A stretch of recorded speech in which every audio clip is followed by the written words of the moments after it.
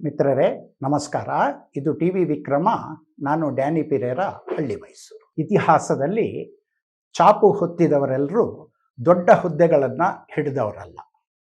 ಅವರು ದೊಡ್ಡ ಸೇನೆಗಳನ್ನು ನಡೆಸಿದವರೂ ಅಲ್ಲ. ಆದರೆ ಅವರ ಒಂದು ಚಿಂತನೆ ಲಕ್ಷಾಂತರ ಹೃದಯಗಳನ್ನು ಪ್ರೇರೇಪಿಸಿದ್ದು ಮಾತ್ರ ಸುಳ್ಳಲ್ಲ. ಅಂಥ ಮಹಾನ್ ವ್ಯಕ್ತಿತ್ವವೇ ಡಾಕ್ಟರ್ ಕೇಶವ ಬಲಿರಾಮ್ ಹೆಡ್ಗೇವಾರರು. ಅವರು ಜಗತ್ತಿನ ಅತಿ ದೊಡ್ಡ ಸ್ವಯಂ ಸೇವಕ ಸಂಘಟನೆ ರಾಷ್ಟ್ರೀಯ ಸ್ವಯಂ ಸೇವಕ ಸಂಘದ ಸ್ಥಾಪಕರು. ಒಮ್ಮೆ ಯೋಚಿಸಿ ನೋಡಿ, ಹಣ ಇಲ್ಲ, ಅಧಿಕಾರ ಇಲ್ಲ, ಬಡತನ ತಾಂಡವಾಡ್ತಿದ್ದಂಥ ಒಬ್ಬ ಯುವ ತರುಣ ತನ್ನ ಮನದಲ್ಲಿ ಒಂದು ಭವ್ಯವಾದ ಕನಸನ್ನು ಹೊತ್ತು ಭಾರತ ಶಕ್ತಿಶಾಲಿ ರಾಷ್ಟ್ರವಾಗಬೇಕು ಅನ್ನೋ ಕಲ್ಪನೆ ಜೊತೆಗೆ ಹೊರಟಾಗ ಆ ಕನಸೇ ಮುಂದೊಂದು ದಿನ ಲಕ್ಷಾಂತರ ಜನರನ್ನು ಪ್ರೇರೇಪಿಸುತ್ತೆ ಅಂದರೆ ಅದು ಸಾಮಾನ್ಯ ಮಾತಲ್ಲ. ಅದು ಡಾಕ್ಟರ್ ಕೇಶವ ಬಲಿರಾಮ್ ಹೆಡ್ಗೇವಾರರಂಥ ಯುಗ ಪುರುಷರಿಂದ ಮಾತ್ರ ಸಾಧ್ಯ ಅನ್ನೋದು ನಮಗೆ ಇತಿಹಾಸ ತಿಳಿಸ್ಕೊಡ್ತಕ್ಕಂಥ ಪಾಠ. ಅದು 1889 ಏಪ್ರಿಲ್ 1 ಮಹಾರಾಷ್ಟ್ರದ ನಾಗಪುರದಲ್ಲಿ ಯುಗಾದಿಯ ಪವಿತ್ರ ದಿನ ಡಾಕ್ಟರ್ ಹೆಡ್ಗೇವಾರರು ಹುಟ್ಟಿದರು.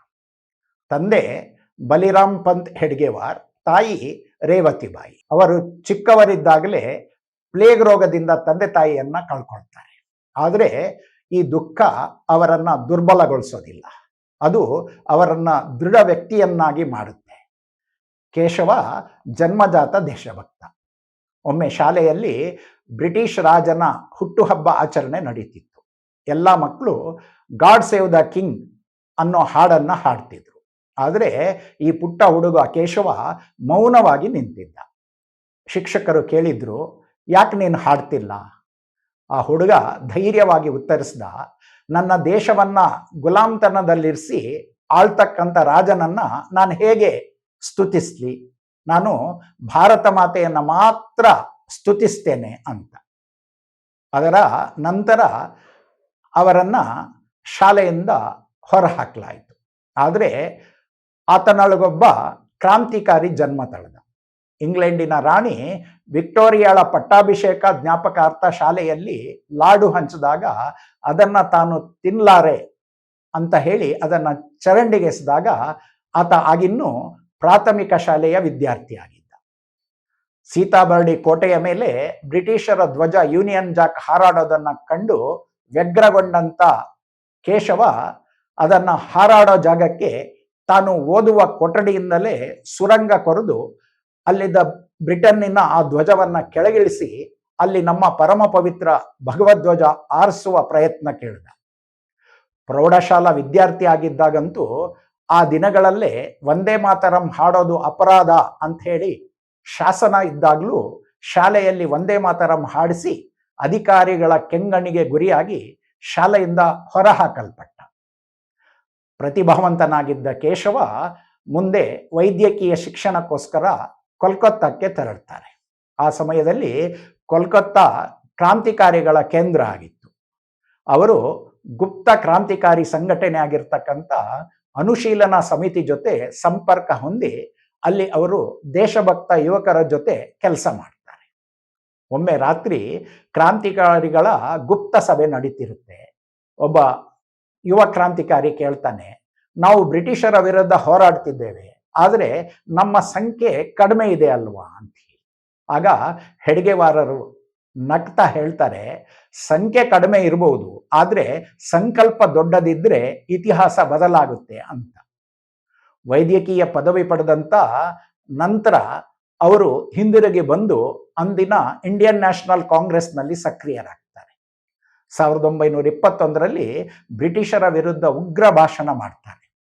ಅದರ ಪರಿಣಾಮ ಅವರನ್ನು ಬ್ರಿಟಿಷ್ ಪೊಲೀಸರು ಬಂಧಿಸಿ ಜೈಲಿಗೆ ಹಾಕ್ತಾರೆ. ನ್ಯಾಯಾಧೀಶರು ಕೇಳ್ತಾರೆ, ನೀನು ತಪ್ಪು ಒಪ್ಪಿಕೊಂಡ್ರೆ ಶಿಕ್ಷೆ ಕಡಿಮೆ ಮಾಡ್ತೇವೆ ಅಂತ.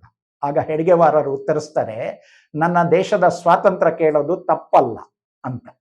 ಅವರಿಗೆ ಬ್ರಿಟಿಷ್ ಆಡಳಿತ 1 ವರ್ಷ ಕಠಿಣ ಶಿಕ್ಷೆ ವಿಧಿಸುತ್ತೆ.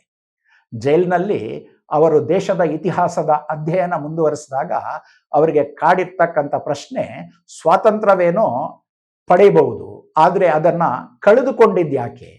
ಸ್ವಾತಂತ್ರ್ಯ ಹೋರಾಟದಲ್ಲಿ ಭಾಗವಹಿಸಿದ ನಂತರ ಅವರ ಮನದಲ್ಲಿ ಮೂಡಿದ ಪ್ರಶ್ನೆ, ಸ್ವಾತಂತ್ರ್ಯ ಬಂದರೂ ರಾಷ್ಟ್ರ ಬಲವಾಗಲು ಅದು ಒಗ್ಗಟ್ಟಿನಿಂದ ಇರಲಿಕ್ಕೆ ಏನು ಬೇಕು, ಸ್ವಾತಂತ್ರ್ಯ ಪಡೆದ ಮೇಲೆ ನಾವು ಸ್ವಾತಂತ್ರ್ಯ ಕಳೆದುಕೊಳ್ಳಲ್ಲ ಅನ್ನೋದಕ್ಕೆ ಖಾತ್ರಿ ಏನು? ಈ ಚಿಂತನ ಮಂಥನ ಅವರೊಳಗೆ ನಡೆದಾಗ ಅವರಿಗೆ ಸಿಕ್ಕಂತ ಉತ್ತರ ಅದು ಸಂಘಟನೆ. ಅಂದರೆ ಇಲ್ಲಿನ ಮೂಲ ಜನಾಂಗವಾಗಿರ್ತಕ್ಕಂಥ ಹಿಂದೂಗಳ ಸಂಘಟನೆಯೇ ಇದಕ್ಕೆ ಪರಿಹಾರ.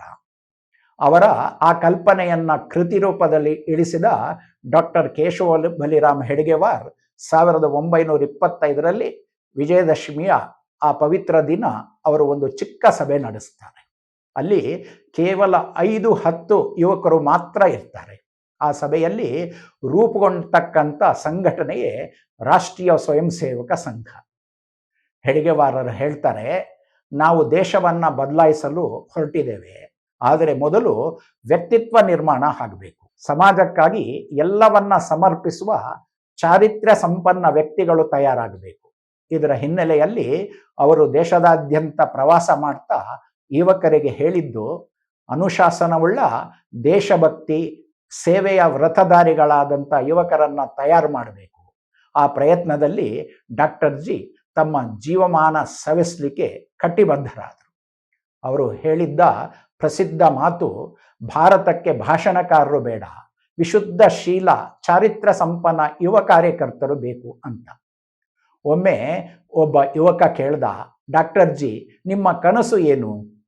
ಅವರು ನಗ್ತಾ ಹೇಳಿದ್ರು, ಭಾರತವು ವಿಶ್ವದ ಅತ್ಯಂತ ಶಕ್ತಿಶಾಲಿ ರಾಷ್ಟ್ರ ಆಗಬೇಕು.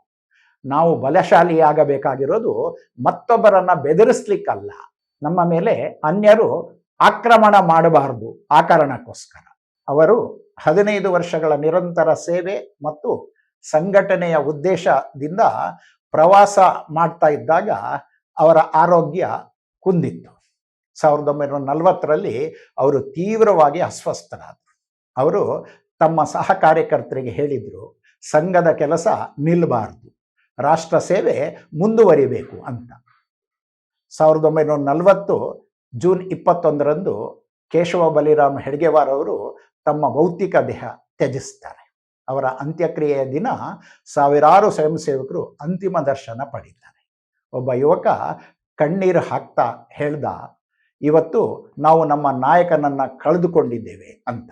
ಆಗ ಒಬ್ಬ ಹಿರಿಯ ಕಾರ್ಯಕರ್ತರು ಹೇಳಿದರು, ನಾವು ನಾಯಕನನ್ನ ಕಳೆದುಕೊಂಡಿಲ್ಲ, ನಾವು ಸಾವಿರಾರು ಹೆಡ್ಗೇವಾರರನ್ನ ಹುಟ್ಟು ಹಾಕಿದ್ದೇವೆ ಅಂತ.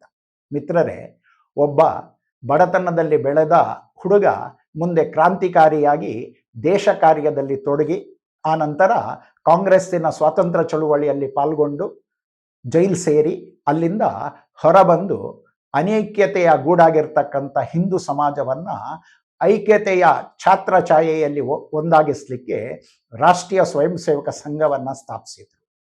ವೈದ್ಯನಾಗಿ ರೋಗಿಗಳಿಗೆ ಚಿಕಿತ್ಸೆ ನೀಡಬೇಕಾಗಿರ್ತಕ್ಕಂಥ ವ್ಯಕ್ತಿ ಹಿಂದೂ ಸಮಾಜ ಕಂಟಿರ್ತಕ್ಕಂಥ ಅನೈಕ್ಯತೆಯ ರೋಗಕ್ಕೆ ಮದ್ದೆರಿತಕ್ಕಂಥ ಸಂಕಲ್ಪವನ್ನ ಮಾಡಿ ಸಂಘವನ್ನ ಸ್ಥಾಪಿಸಿ ಒಂದು ಮಹಾನ್ ರಾಷ್ಟ್ರೀಯ ಚಳುವಳಿಯ ಪ್ರೇರಕರಾದರು. ಡಾಕ್ಟರ್ ಹೆಡ್ಗೇವಾರರ ಜೀವನ ನಮಗೆ ಹೇಳುತ್ತೆ, ಒಬ್ಬ ವ್ಯಕ್ತಿಯ ಸಂಕಲ್ಪ ಇತಿಹಾಸವನ್ನ ಬದಲಾಯಿಸಬಹುದು ಅಂತ ಮಹಾನ್ ಚೇತನವೇ ಡಾಕ್ಟರ್ ಕೇಶವ ಬಲಿರಾಮ್ ಹೆಡ್ಗೇವಾರ್.